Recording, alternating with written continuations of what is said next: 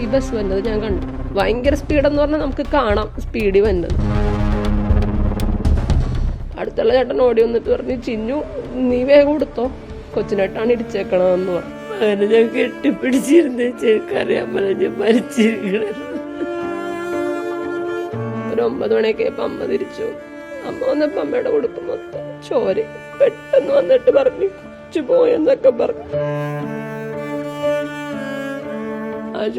ആശുപത്രിയിൽ പോസ്റ്റ്മോർട്ടം ചെയ്ത ഡോക്ടർ പറഞ്ഞു 48 മുറിവുണ്ടായെന്ന് പറഞ്ഞു. എന്റെ കുഞ്ഞിന്റെ മേത്ത് തലയടിച്ച് വീണ് തലയോട്ടാണ് അടി കൊണ്ടത്, പൊളിഞ്ഞു പോയെന്ന് പറഞ്ഞു. തലയുടെ ഈ ഒരു സൈഡ് ഭാഗം. ആ വീഡിയോയിൽ കൊച്ചു തിരിയാൻ നോക്കുന്നുണ്ട്, പക്ഷെ കൊച്ചിനെങ്ങാട് ഓടണമെന്ന് ഒരു പിടുത്തവും കിട്ടിയിട്ടുണ്ടാവും. വണ്ടി ഓടിച്ചാൾ വന്ന് നോക്കി, കൊച്ചിനെ തിരിച്ചിട്ട് നോക്കി, കൊച്ചു പോയെന്ന് കണ്ടപ്പോ ആ പതിയെ ഗ്യാപ്പിൽ പോകുന്നുണ്ട്. കഴിഞ്ഞ വെള്ളിയാഴ്ച തൊട്ട് ഇന്നേക്ക് കൊച്ചു മരിച്ചിട്ട് 8 ദിവസമായി. നമ്മളോട് ഇന്ന് പിടിക്കും എന്ന് പറയണല്ലാണ്ട് കൊച്ചിന്റെ കാര്യത്തിൽ ഇവരൊന്നും ചെയ്യണമൊന്നുമില്ല. അവന്റെ ഭാഗത്തൊരു തെറ്റുണ്ടെങ്കിൽ അങ്ങനെ ഓർത്ത് ആശ്വദിക്കാൻ ഞാൻ. പക്ഷെ ഞാനെന്തും പറഞ്ഞ ആശ്വദിക്കേണ്ടത്.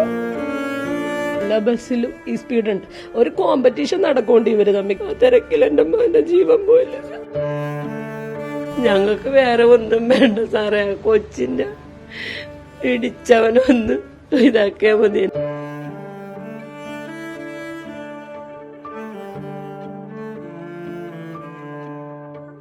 അന്ന് സംഭവിച്ചെന്ന് വെച്ചാല് ഞാനിപ്പോൾ പ്രഗ്നന്റ് ആണ്.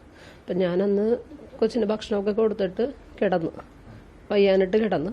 അപ്പോൾ കറി വെക്കാൻ വേണ്ടി നോക്കിയപ്പോൾ വെളിച്ചെണ്ണ ഉണ്ടായില്ല. അപ്പോൾ സാധാരണ അവനാണ് ഇവിടെ കടയിൽ പോണത്, കാരണം അപ്പച്ചൻ 7 വർഷമായിട്ട് ലിവർ സിറോസിസിൻ്റെ അസുഖമുള്ളതാണ്. അപ്പോൾ അപ്പച്ചനെ നമ്മൾ പുറത്തോട്ടൊന്നും അങ്ങനെ ഇറക്കാറില്ല. അപ്പോൾ കൊച്ചു അമ്മയാണ് എല്ലാ കാര്യങ്ങളും ചെയ്യണത്.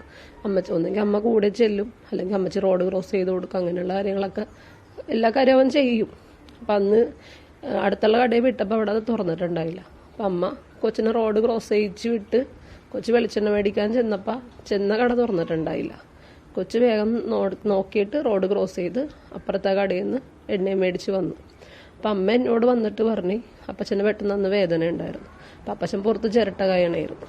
അപ്പം അമ്മ എന്നോട് പറഞ്ഞടി കൊച്ചിനെ പോയി ഒന്ന് റോഡ് സൈഡിൽ പോയിരുന്നോ, അപ്പം മഞ്ഞ കാണുമ്പോൾ നീ ഒന്ന് അങ്ങോട്ട് പോയാൽ മതി, ഞാൻ അപ്പച്ചൻ്റെ അടുത്തോട്ട് ചെല്ലട്ടെ എന്ന് പറഞ്ഞു. ഞാനപ്പോൾ റോഡ് സൈഡിലിരിക്കുന്നുണ്ട് കൊച്ചിനെ നോക്കി. ഞാനിവിടെ ഇരുന്നപ്പോൾ ഈ ബസ് വന്നത് ഞാൻ കണ്ടു. ബസ് വന്നതെന്ന് പറഞ്ഞാൽ ദൂരെ നിന്നേ വരുമ്പോഴേ ഭയങ്കര ലൈറ്റാണ്, പാട്ടും വെച്ചിട്ടുണ്ട്. എന്നാൽ തിരക്കില്ല ബസ്സിൽ. കൂടിപ്പോയ ഒരു 8 പേര് 7 പേര്.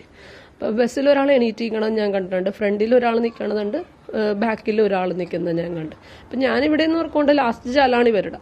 അപ്പോൾ ഇത്ര സ്പീഡിൻ്റെ ആവശ്യമില്ല.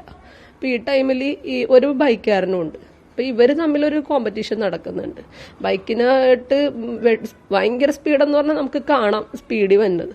അപ്പം ഞാനിവിടെ ഇരുന്ന് ഇങ്ങനെ ആലോചിച്ചുകൊണ്ടിരുന്നപ്പോൾ പാലത്തിൻ്റെ അവിടെ ഒരു സൗണ്ട് കേട്ട് പെട്ടെന്ന് കരണ്ട് പോയപ്പോൾ അമ്മ ഓടി വന്നേടി ഞാൻ പിന്നെ കൊച്ചിനെ പോയി നോക്ക്, ആൾക്കാരൊക്കെ ഓടുണ്ടെന്ന് പറഞ്ഞു.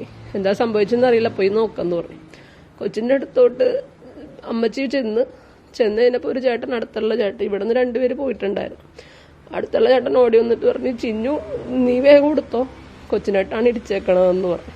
അപ്പം ഞാനിങ്ങനെ ഇരിക്കണോണ്ട് എന്നെ പേടിപ്പിക്കാതിരിക്കാൻ പറഞ്ഞ് കൊച്ചിനെ ഇടിച്ചല്ല ചിന്നു, കൊച്ചു കണ്ട് പേടിച്ച് വീണക്കണേണ്, കുഴപ്പമൊന്നും ഇല്ല അവൻ പേടിച്ചിട്ട് ബോധം കെട്ട് വീണക്കണേ, അവനൊന്ന് കണ്ണമല ആശുപത്രിയിൽ കൊണ്ടുപോയെന്ന് പറഞ്ഞു. ഞാനതൊക്കെ പറഞ്ഞ് ഇവിടെ നിന്ന് ഓടി അപ്പനെ വന്ന് അറിയിച്ച് റോട്ടെ വന്നപ്പോൾ ആൾക്കാർ ഇഷ്ടംമാരുണ്ട് ഇവിടെ. അപ്പം എന്നോട് പറഞ്ഞ് പേടിക്കേണ്ട വെച്ചാൽ അവനെ പറ്റിയിട്ടൊന്നുമില്ല, ഞങ്ങൾ സംഭവ സ്ഥലത്ത് ഉണ്ടായതല്ലേ എന്നൊക്കെ എല്ലാവരും പറഞ്ഞു. ഞാനതും കേട്ട് ഇവിടെ വന്നിരുന്നു. ഒരു 9 മണിയൊക്കെ ആയപ്പോൾ അമ്മ തിരിച്ചു വന്നു. അമ്മ വന്നപ്പോൾ അമ്മയുടെ കൊടുക്കും മൊത്തം ചോര. ഞാൻ പറഞ്ഞു എനിക്ക് കൊച്ചിൻ്റെ അടുത്തോട്ട് വേണം, കണ്ണമാലിയിൽ നിന്ന് കൊച്ചിനെ മെഡിക്കൽ ട്രസ്റ്റിലോട്ട് കൊണ്ടുപോയി എന്ന് പറയും. ഞാനപ്പോൾ അവിടെ ആൾക്കാരുണ്ട് കണ്ണമാലി, ഞാൻ അവരെ വിളിച്ച് പറഞ്ഞ് കൊച്ചിനെ ഒന്ന് പോയി നോക്ക്, വണ്ടി ഇടിച്ചിട്ടുണ്ടെന്ന് പറഞ്ഞു. അപ്പോൾ അവരെല്ലാവരും പറഞ്ഞ് മെഡിക്കൽ ട്രസ്റ്റിലേക്ക് കൊണ്ടുപോകണേടി, കയ്യും കാലൊക്കെ പൊട്ടിയിട്ടുള്ളു, കുഴപ്പമൊന്നും ഇല്ല കേട്ടോ എന്ന് പറഞ്ഞു. ഒരു 12 മണിയൊക്കെ കഴിഞ്ഞിട്ടുണ്ടാവണം. ചേച്ചി ആശുപത്രി പോയാൽ കുറേ പേരിങ്ങാട് തിരിച്ചു പോന്നു. ഞാൻ ചോദിച്ചു എന്താണ് കൊച്ചിന്. അപ്പം എൻ്റെ വിചാരം മെഡിക്കൽ ട്രസ്റ്റിൽ എത്തിക്കുമ്പോൾ കുഴപ്പമൊന്നും ഉണ്ടാവില്ലായിരിക്കും. അപ്പം എന്നോട് അതുവരെ പറഞ്ഞത് ഒബ്സർവേഷനാണ്, കുഴപ്പമൊന്നുമില്ല, കൈയും കാലൊക്കെ പൊട്ടിയിട്ടുള്ളെന്നൊക്കെ പറഞ്ഞു. പെട്ടെന്ന് വന്നിട്ട് പറഞ്ഞു കൊച്ചു പോയെന്നൊക്കെ പറഞ്ഞു. കൊച്ചു പോയെന്ന് പറഞ്ഞപ്പോൾ എല്ലാവരും പറഞ്ഞു അവൻ അപ്പോഴേ ഇവിടെ ടോക്കുണ്ട്, അവൻ മട്ടൻ ചാടിയതാണ്, അവൻ ഓടിയതാണെന്നൊക്കെ പറഞ്ഞു. പക്ഷെ അവൻ ആ നടന്നു വന്ന റൂട്ടിൽ ഓപ്പോസിറ്റ് സൈഡിൽ കടയിൽ CCTV വെച്ചിട്ടുണ്ട്. അയാൾ ആ ക്യാമറ ചെക്ക് ചെയ്തപ്പോൾ അവിടെ രണ്ടുപേരും നിപ്പുണ്ടായിരുന്നു, കൊച്ചു നടന്നു വന്നതൊക്കെ കണ്ടിട്ടുണ്ട്. അവരാൾക്ക് CCTV ക്യാമറ ആ ഫുട്ടേജ് പുറത്തോട്ട്. ഞാൻ അന്ന് കണ്ടില്ല കൊച്ചിൻ്റെ ഈ അവസ്ഥയിലിരുന്ന്, ഞാനതൊന്നും കണ്ടില്ല. കൊച്ചിൻ്റെ അടക്കം ചെയ്യലൊക്കെ കഴിഞ്ഞപ്പോൾ എൻ്റെ മനസ്സിൽ ഇനി അവൻ മട്ടൻ ചാടിയതായിരിക്കും എന്നോർത്ത് ഞാനത് കണ്ടപ്പം കൊച്ച് അരികെ ചേർന്ന് തന്നെ കൊച്ചു പോകുന്നത്. റോഡിലോട്ടും കയറിയിട്ടില്ല അവൻ അരികെ ചേർന്ന് ആ കുപ്പിയും പിടിച്ച് അവനെന്ന് ഭയങ്കര സന്തോഷത്തോടെ കടയിൽ പോണത്. അപ്പം അവൻ ആ സന്തോഷത്തിൽ പോണ വണ്ടിയൊക്കെ നോക്കുന്നുണ്ട്. ഭയങ്കര ആഹ്ലാദത്തോടെ അവൻ വന്നത്. കൊച്ചിന്റെ നേരെ ഈ വണ്ടി കറണ്ട് പോയെന്ന് പറഞ്ഞാൽ ഇവൻ വണ്ടി ആദ്യം തന്നെ ഇടിക്കണത് ഒരു പൈപ്പേട്ട ആ പാലത്തുമ്മേ. ആ പൈപ്പ് ഇടിച്ചപ്പോൾ അവൻ അവിടെ ബ്രേക്ക് ചവിട്ടായിരുന്നു, അവൻ ചവിട്ടിയിട്ടില്ല, അവന്റെ കൈ നിന്നിട്ടില്ല സാധനം. അതിൽ നിന്ന് അവൻ പോയി വെട്ടിച്ച് പോസ്റ്റേട്ട് ഇടിച്ചിട്ടാണ് കറണ്ട് പോയത്. കറണ്ട് പോയപ്പോൾ കൊച്ചിനെ ഇടിച്ച് തെറിപ്പിക്കുകയും ചെയ്തേക്കണം. കൊച്ചിനാണെങ്കിൽ ആ വീഡിയോയിൽ കൊച്ചു തിരിയാൻ നോക്കുന്നുണ്ട്, പക്ഷെ കൊച്ചിനെ എങ്ങാട് ഓടണമെന്ന് ഒരു പിടുത്തവും കിട്ടിയിട്ടുണ്ടാവും. എന്നിട്ട് അവൻ വണ്ടി നിർത്താൻ പറ്റാണ്ട് ഓടിച്ചപ്പോൾ വല്യപ്പച്ചൻ നടന്നു വന്നുണ്ട്. വല്യപ്പച്ചനെ ഇടിക്കാൻ പോയപ്പോൾ വല്യപ്പച്ചൻ കാണയിലോട്ടെടുത്ത് ചാടിക്കളഞ്ഞു. എന്നിട്ട് വണ്ടി നിർത്തിയിട്ട് ആൾക്കും മനസ്സിലായില്ല കൊച്ചിനെട്ട് ഇടിച്ചിട്ടുണ്ടെന്ന്. കൊച്ചിനെ വന്ന് അവൻ നോക്കുന്നുണ്ട്. വണ്ടി ഓടിച്ചാൾ വന്ന് നോക്കി, കൊച്ചിനെ തിരിച്ചിട്ട് നോക്കി. കൊച്ചു പോയെന്ന് കണ്ടപ്പോൾ ആ പതിയെ ആ ഗ്യാപ്പിൽ കൂടി പോകുന്നുണ്ട്. അമ്മച്ചിയൊക്കെ പിന്നെ നടന്നു ചെല്ലണതൊക്കെയാണ് വീഡിയോയിൽ കാണിച്ചേക്കണം. ആശുപത്രിയിൽ പോസ്റ്റ്മോർട്ടം ചെയ്ത ഡോക്ടർ പറഞ്ഞു 48 മുറിവുണ്ടായെന്ന് പറഞ്ഞു. എന്റെ കുഞ്ഞിന്റെ പേര് തലയടിച്ച് പിന്നെ തലയോട്ടാണ് അടി കൊണ്ടത്, പൊളിഞ്ഞു പോയെന്ന് പറഞ്ഞു. തലയുടെ ഈ ഒരു സൈഡ് ഭാഗം.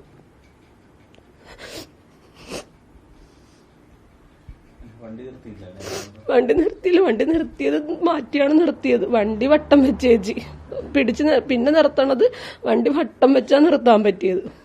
വണ്ടിയിൽ നിന്ന് ഇറങ്ങി കൊച്ചു പോയെന്ന് സ്പോട്ടിൽ തന്നെ പോയെന്ന് അവന് മനസ്സിലായിട്ടുണ്ട്. അവൻ ആ ഗ്യാപ്പിൽ തന്നെ പോയി കളഞ്ഞു. പിന്നെ വണ്ടികൾക്ക് ബ്ലോക്ക് മാറാൻ വേണ്ടിയിട്ട് ആരോ ആ വണ്ടി കോർട്ടിന ഹോസ്പിറ്റലിന് മുമ്പിലാണ് കൊണ്ടുപോയിട്ടേക്കണത് വണ്ടി. പക്ഷെ അന്ന് രാത്രി വണ്ടി അവിടെ നിന്ന് മാറ്റിക്കളഞ്ഞു. സാധാരണ അങ്ങനെ ചെയ്യൂലല്ലോ സാർ. വണ്ടി മാറ്റണമെങ്കിൽ അതിനനുസരിച്ചുള്ള നിയമപാലകരെ കറക്റ്റായിട്ട് വന്ന് വണ്ടി ഫുള്ള് ചെക്ക് ചെയ്തിട്ടൊക്കെയല്ലേ മാറ്റുള്ളൂ. അതൊന്നും ചെയ്തിട്ടില്ല. പിറ്റേ ദിവസം പോലീസുകാർ ഇവിടെ വന്ന് അമ്മച്ചിയുടെ മൊഴി എടുത്തുകൊണ്ട് പോയി. എന്നാൽ അമ്മച്ചിയുടെ കൂടെ ഉണ്ടായ ആളുടെയോ അങ്ങനെയുള്ള കാര്യങ്ങളൊന്നും അവർ ചെയ്തിട്ടില്ല. ഇപ്പോൾ വരെ നമ്മളോട് ഇന്നും നമ്മൾ സ്റ്റേഷനിൽ പോയി എന്തായി കൊച്ചിൻ്റെ കാര്യത്തിൽ എന്തായി സാർ തീരുമാനം എന്ന് പറഞ്ഞിട്ട് അവർ പറയണത് ഇന്ന് വൈകുന്നേരത്തിനുള്ളിൽ പിടിക്കുമെന്ന്. ഈ കഴിഞ്ഞ വെള്ളിയാഴ്ച തൊട്ട് ഇന്നേക്ക് കൊച്ചു മരിച്ചിട്ട് 8 ദിവസമായി. നമ്മളോട് ഇന്ന് പിടിക്കുമെന്ന് പറയണല്ലാണ്ട് കൊച്ചിൻ്റെ കാര്യത്തിൽ ഇവരൊന്നും ചെയ്യണമൊന്നുമില്ല. അവന്റെ ഭാഗത്തൊരു തെറ്റുണ്ടെങ്കിൽ അങ്ങനെ ഓർത്ത് ആശ്വസിക്കാൻ ഞാൻ. പക്ഷെ ഞാനെന്തും പറഞ്ഞ ആശ്വസിക്കേണ്ടത്. എല്ലാരും പറഞ്ഞ് സമാധാനമായിട്ടിരിക്കും, കൊച്ചു സ്വർഗത്തിലാണെന്നൊക്കെ പറഞ്ഞു. പക്ഷെ അവന്റെ ഭാഗത്തൊരു തെറ്റുണ്ടെങ്കിൽ ഞാൻ അങ്ങനെ പറഞ്ഞ് ആശ്വസിക്കാം. എന്റെ മകന്റെ ഭാഗത്തുനിന്ന് വന്ന തെറ്റാണെന്ന് പറഞ്ഞു. ഇതാ വീഡിയോ കണ്ടത് ആർക്കെങ്കിലും സഹിക്കാൻ പറ്റുമോ?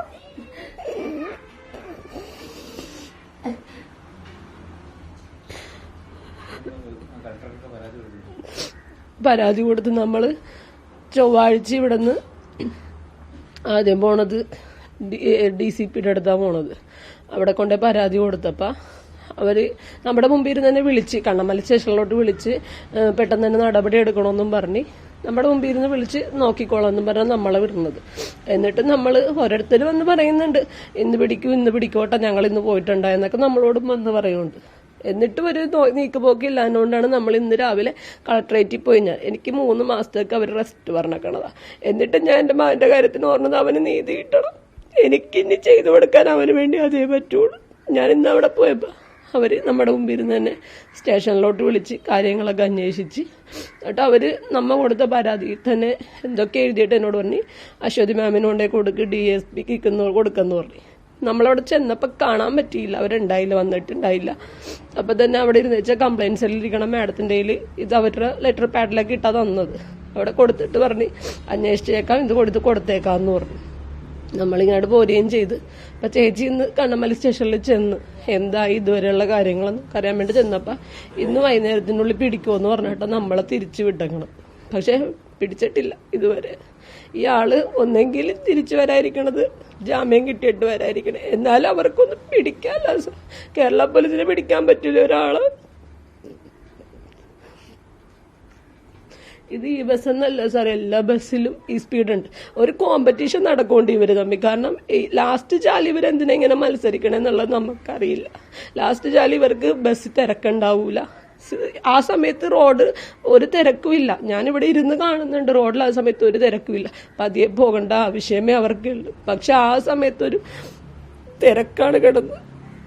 ആ തിരക്കിൽ എൻ്റെ മോൻ്റെ ജീവൻ പോയില്ല സാർ.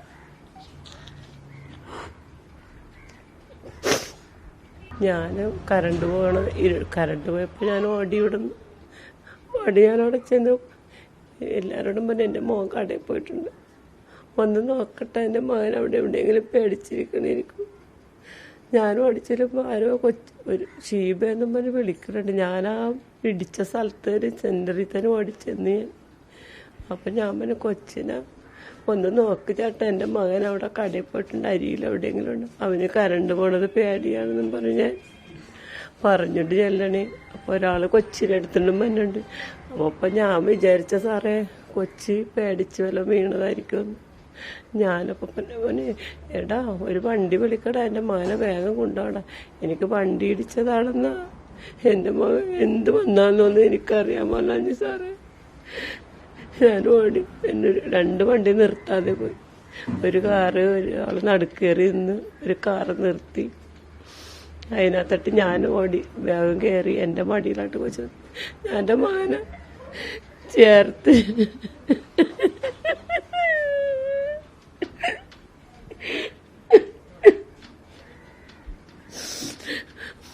മകനെ ഞാൻ കെട്ടിപ്പിടിച്ചിരുന്ന് എനിക്കറിയാൻ പറഞ്ഞ് മരിച്ചിരിക്കണെന്ന്.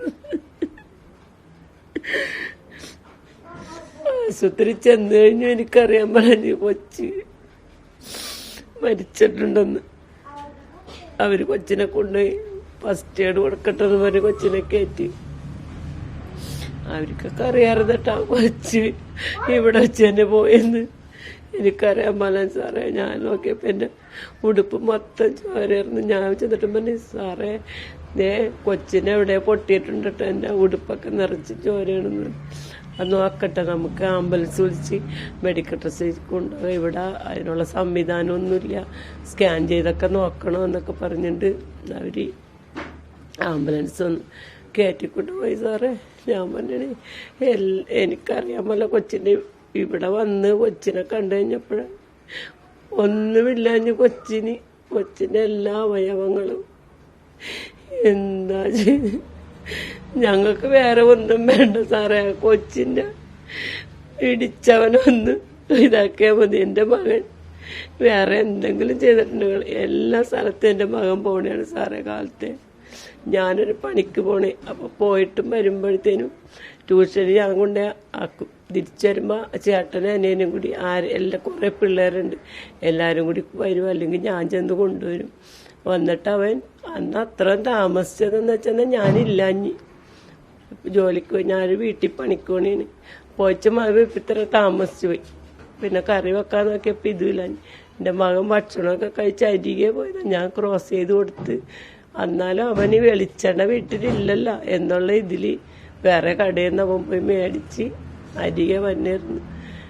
ഒന്നും വേണ്ട സാറേ, ഞങ്ങൾക്ക് നീതി നടത്തി തന്നാൽ മതി. ഞങ്ങളുടെ മകൻ്റെ കൊച്ചിന് ഇത്ര ദിവസമായിട്ടേ ഞങ്ങൾ എങ്ങനെ സമാധാനിക്കും സാറേ? എന്തോരം കഷ്ടപ്പെട്ടാണ് കൊച്ചിനെ ഞങ്ങൾ വളർത്തിയെടുത്തത്. എൻ്റെ മകൻ കുറേ പാടുപെട്ടിട്ടുണ്ട്. എൻ്റെ മകളും ആദ്യത്തെ ഒരു കല്യാണം കഴിഞ്ഞ് ഇഷ്ടപ്പെട്ടൊക്കെ കല്യാണം കഴിച്ച അത് ഡിവോഴ്സായി. ഇപ്പം രണ്ടാമതൊരു കല്യാണം വെച്ച് സന്തോഷമായിട്ട് എൻ്റെ മക്കൾ വന്നിരുന്നു. ആ ചക്ക പൊന്നു പോലെ എൻ്റെ മക്കളെ രണ്ടുപേരും നോക്കണം. പോയില്ലേ സാറേ, ഞങ്ങൾക്ക് ഇതിനൊരു തീരുമാനം എടുത്ത് തന്നെ കേട്ടോ സാറേ, വേറെ ഒന്നും ഞങ്ങൾക്ക് വേണ്ട. എൻ്റെ കൊച്ചിൻ്റെ കാര്യത്തിനൊരു തീരുമാനം. എൻ്റെ ദൈവമേ, എന്തൊരു കഷ്ടമായി പോയി.